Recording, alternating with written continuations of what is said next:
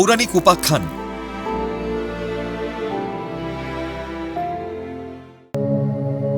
বনবাসে শ্রীরামের জীবনশৈলী কেমন ছিল? অযোধ্যার রাজা দশরথ তার রানী কৈকেয়ীকে পূর্বে দেওয়া দুটি বর পূরণের প্রতিশ্রুতিবদ্ধ ছিলেন।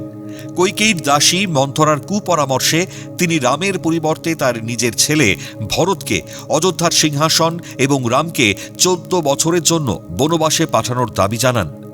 পিতৃসত্য পালনের জন্য রামচন্দ্র সানন্দে এই নির্দেশ মেনে নেন। রামচন্দ্র কোন কোন বনে কাটিয়েছেন? বনবাসের পুরোটা সময় তিনি কোনো নির্দিষ্ট একটি বনে কাটাননি, বরং উত্তর ভারত থেকে দক্ষিণ ভারত পর্যন্ত বিস্তীর্ণ অঞ্চল ভ্রমণ করেছিলেন। তবে তার বনবাসের দীর্ঘ সময় কেটেছিল বিশাল দণ্ডকারণ্যে। চিত্রকূট পর্বত। বনবাসের শুরুতে রাম চিত্রকূট পর্বতের সংলগ্ন বনে কিছুদিন অবস্থান করেছিলেন। দণ্ডকারণ্য। রাম, সীতা ও লক্ষ্মণ বনবাসের অধিকাংশ সময় এই বিশাল অরণ্যে অতিবাহিত করেন। পঞ্চবটী বন দণ্ডক বনেরই একটি অংশ, যা গোদাবরী নদীর তীরে অবস্থিত ছিল। এখানে রাম কুটির তৈরি করে বেশ কিছুদিন ছিলেন এবং এখান থেকেই রাবণ সীতাকে হরণ করেছিলেন। বনবাসে রামের জীবনযাপন কেমন ছিল? বনবাসে রামচন্দ্রের জীবন ছিল চরম ত্যাগের, কঠোর নিয়মানুবর্তিতার এবং আদর্শের। রাজকীয় ঐশ্বর্য ত্যাগ করে তিনি স্ত্রী সীতা ও ভাই লক্ষ্মণের সাথে সাধারণ তপস্বীর মতন ফলমূল খেয়ে জীবনযাপন করতেন।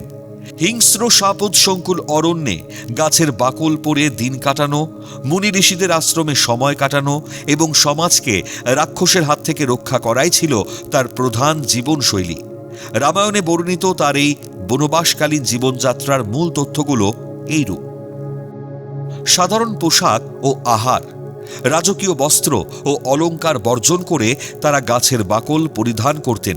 অরণ্যের কন্দ, মূল ও ফলমূলই ছিল তাদের প্রধান খাদ্য। তপস্বীর জীবন। ঋষিদের তপবনে তারা পর্ণকুটির বা পাতার কুঁড়েঘর তৈরি করে থাকতেন। পার্থিব ভোগবিলাস ছেড়ে রাম, সীতা ও লক্ষ্মণ অত্যন্ত সাদাসিধে ও সংযমী জীবনযাপন করতেন। পিতৃ আজ্ঞা পালন। পিতার দেওয়া নির্দেশ অক্ষরে অক্ষরে পালন করতে গিয়ে তিনি কোনো প্রকার আক্ষেপ না করে সানন্দে এই অরণ্যবাস গ্রহণ করেছিলেন। দুষ্টের দমন।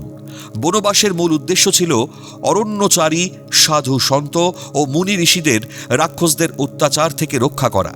রামচন্দ্র অস্ত্র হাতে নিয়ে দণ্ডকারণ্য সহ বিভিন্ন স্থানে অসুর ও রাক্ষসদের বধ করে শান্তি ফিরিয়ে এনেছিলেন।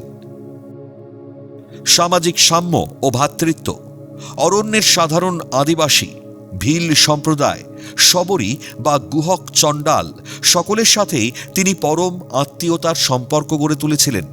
ভাই লক্ষ্মণ সবসময় ছায়ার মতো তার সাথে থেকে সকল কাজে সাহায্য করতেন এবং সীতা প্রতিকূল পরিস্থিতিতেও স্বামীর পাশে থেকে আদর্শ সহধর্মিণীর ভূমিকা পালন করেছিলেন।